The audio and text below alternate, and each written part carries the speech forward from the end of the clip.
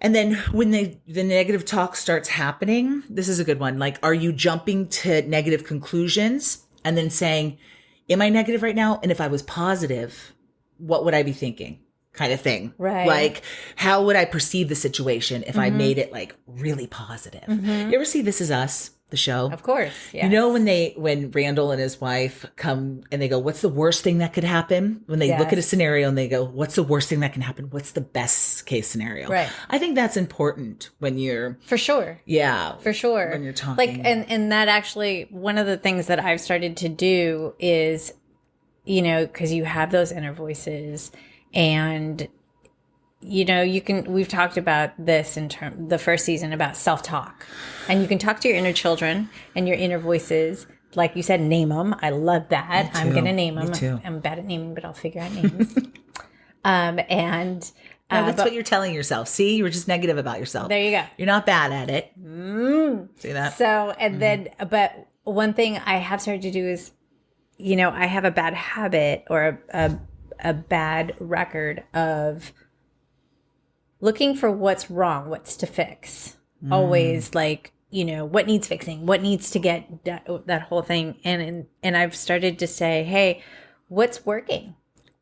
Boom. Look at what's working, you know, and that was a big thing throughout, you know, the whole quarantine and everything, because so many things felt like, you know, bad, what with all the current events and world news and crap like that you were like a newborn, but so many beautiful things were happening personally, you know, what with the baby and being able to spend time with him and just each other and all that. So it was like, what's working? And when you look at what's working and you look at the good, that's, you know, and you make the positive, mindful, purposeful choice to do that, you're like, oh, it's okay. Everything's okay. And so now those not that habit of always looking for what's wrong.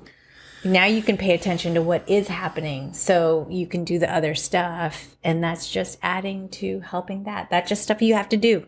You just haven't gotten to that part yet, but you will. And then that will also start working.